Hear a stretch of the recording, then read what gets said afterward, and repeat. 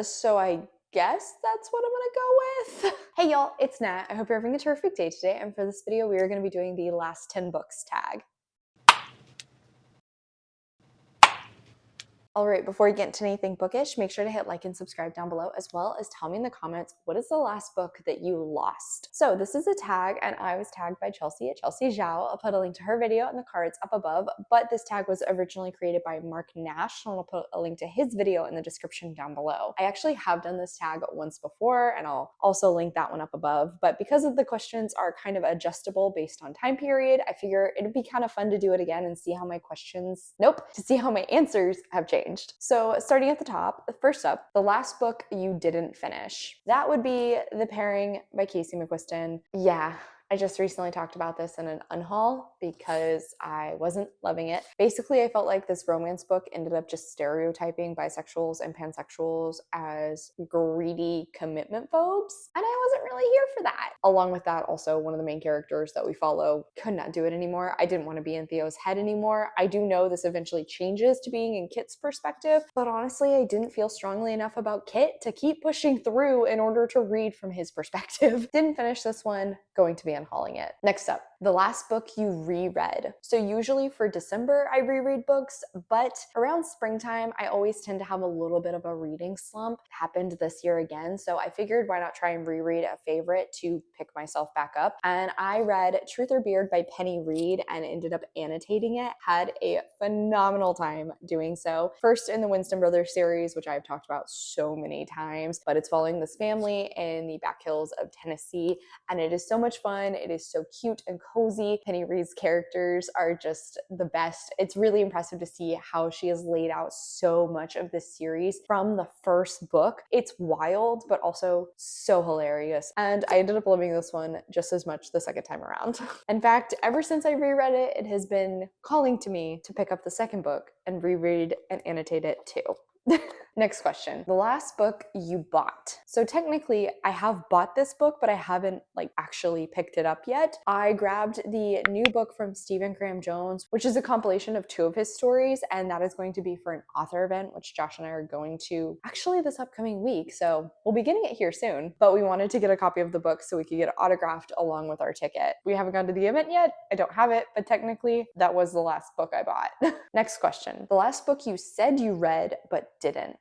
I honestly don't know for this one. I guess I could kind of say, and this is like a stretch, Mockingjay by Suzanne Collins, because I ended up DNFing that book about halfway through. Now I just always say I've read The Hunger Games, even though technically I didn't finish the last book. So I guess that's what I'm gonna go with. Next question. The last book you wrote in the margins of. I didn't write a lot, but while I was reading A Certain Hunger just recently, I did actually write in the margins a little bit here and there. Mostly I was underlining, or I would put brackets around the areas that I wanted to annotate. See, now I can't even actually find comment. I mostly was just doing that and then tabbing, but I did have a few comments here or there while I was reading it. Usually gross, disgusting, what a way to put it, that's funny, something to that effect, and now I literally cannot find a single one of them. But technically, A Certain Hunger by Chelsea G. Summers is my answer. Next question. The last book you had signed. So again, we're going to that Stephen Graham Jones event next week. When you're seeing this video, that will actually have been the answer. Right now, when I'm filming it, I think actually it would be my Penny Reed books, because I went to go see her a few months ago. I'm pretty sure, yeah, I think that's the last author event I went to. And she was very nice and very sweet, and I had her sign the first 3 of the Winston Brothers series. Next question. The last book you lost. I lost it, and then I recently found it. I was trying to find The Bachelor Duke by Cecilia Renee because somebody at my romance book club asked if they could borrow it, and I knew I had put it on my shelves somewhere, but I couldn't freaking find it. I actually ended up going to the library and seeing if I accidentally returned it there. I checked at my work, I couldn't find it anywhere. And then finally, it was in a tote bag inside a bunch of other tote bags in my kitchen. So I was clearing those out and finally figured it out, went to offer it to her, and she had already found it at a different library. The point was moot anyway by the end of it, but at least I found it again. Next question. The last book you had to replace. So this is another technicality. I initially had a copy of Foundryside by Robert Jackson Bennett, and I ended up reading it and annotating it, then gifting that to my friend Allie so that she could read it and annotate it. But I loved this book so much and wanted to continue on with the series, so I went and got a second copy of it and then just copied over all of my tabs into this copy, gave the original one to her. So I guess I could say I replaced this book, even though the plan with the first one all along was to kind of gift it away. But I wanted to own my own copy as well. Next question. The last book you had an argument over. This one I had to think on for a hot second, and I wouldn't even really call this an argument, but Josh and I bought Mariko-chan volumes 4 and 6 on sale at a Barnes & Noble that was closing, and I thought we actually bought volumes 5 and 7. So then, like a few weeks later, we were at a Half Price Books and he found a volume 5. So he was saying we needed to buy it because that was the one we were missing. I thought we were missing volume 6.